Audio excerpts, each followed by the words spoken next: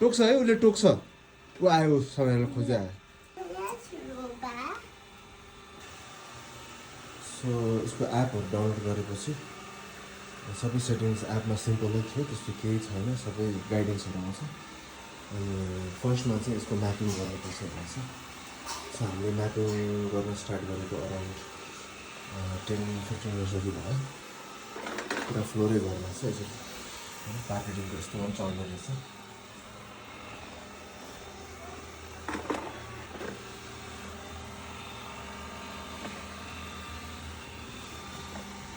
अनि अहिले चाहिँ चढिरहेको छ तर यो कार्पेट यस्तो थिकनेस कार्पेट पनि राम्ररी चल्ने रहेछ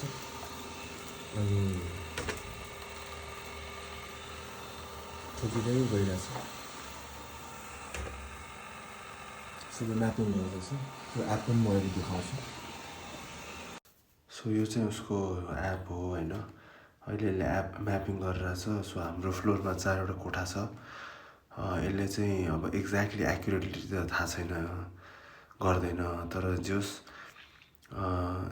म्यापिङ गरेपछि हामीले रुम 1 रुम 2 रुम 3 रुम 4 भनेर यसरी राख्न चाहिँ मिल्ने रहेछ अनि अब जान नसकेको ठाउँलाई चाहिँ अब यसरी राखेको छ मैले होइन अनि पछि चेन्ज गर्दा हुन्छ जस्तै कतै कार्पेट राख्ने क्लोजेट राख्ने कि टेबल छ भन्ने कि यहाँ नजाऊ भन्ने कि त्यो चाहिँ पछि एडिट गर्न मिल्ने रहेछ त्यस्तो गाह्रो छैन होइन सो यसरी चाहिँ रुम राखेपछि अब विभिन्न स्केड्युलहरू चाहिँ इजिली गर्न मिल्छ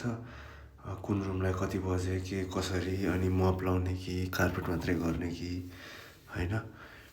अनि त्यो गरेपछि उसले गरिरहेको बेलामा चाहिँ अरू सेटिङ्स चाहिँ गर्न मिल्दैन तर त्यो कहाँ कहाँ गएर गर्दैछ भनेर लाइन चाहिँ यसरी देखाउँछ अनि जान नसकेको ठाउँमा चाहिँ उसले गर्दैन अनि त्यो स्पेस देखिन्छ होइन सो यो चाहिँ अहिले यो फ्लोरमा चाहिँ यसरी गरिरहेछ भनेर कलर गरिदिएको छ मैले इच रुमको अनि यो गर्दैछ अहिले मैले एउटा रुम मात्रै गराउन लगाएको छु सो मैले अब यो सेटिङ्समा पनि त्यो 3 चोटि गर्ने कि 2 चोटि गर्ने कि फुल पावरमा गर्ने कि मपको पानी कति राख्ने सबै सेटिङ चेन्ज गर्न मिल्ने रहेछ जस एप चाहिँ मलाई अलिकति अब ठिकै लाग्यो होइन तर त्यो भइरहेको बेलामा चाहिँ के चेन्ज नगर्न मिल्ने चाहिँ अलिकति गाह्रो हुने रहेछ अनि अरू त सबै छ लाइक अरू एप जस्तै सिम्पलै छ होइन त्यस्तो गाह्रो छैन सबै फिचर्स छ सो यो चाहिँ अहिले गरिरहेको रुमलाई अझै गर्दैछ जस यो रुमको एरिया पनि देखाउँछ उसले अनि कति मिनटमा गऱ्यो भनेर सबै टाइमिङ पनि देखाउँछ यस्तो लाइट अब्स्ट्याकलहरूले चाहिँ उसले आफै हानेर घचाडिदिएर उता लगिदिँदो रहेछ हेभीलाई चाहिँ सक्दैन सो अब त्यही हो सबै अब्स्ट्याकलहरू हटाइदियो भने चाहिँ राम्रो होइन हटाउनु सक्दैन भने चाहिँ त्यसको वरिपरि गरिदिन्छ तर अब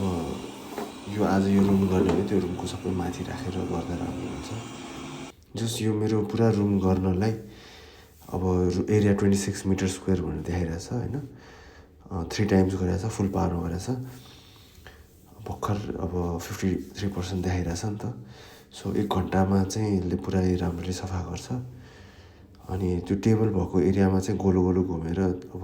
सकेसम्म गर्छ अनि पर्दाको तल चाहिँ स्पेस धेरै छैन भने चाहिँ राम्ररी नगर्ने रहेछ त्यो पछि मैले चेक गरेको म पछि अर्को सिनमा देखाउँछु अनि ढोकाको पछाडि पनि अलिकति मिस हुने रहेछ अगाडि पछाडि सो फाइनल्ली उसले सिधाइसक्यो अनि डकिङ स्टेसनमा फर्किँदैछ आई थिङ्क फर्किया छैन अनि फर्केपछि चाहिँ त्यसको रेस्टिङ भने ऊ अहिले ऊ आइसक्यो रहेछ होइन अब स्लिपिङ जस्तै जेड देखाउँछ अनि रेस्टिङ भनेर देखाउँछ अनि क्लिनिङ कम्प्लिट 46 मिनट्समा 42 मिटर स्क्वायर होइन गऱ्यो भन्छ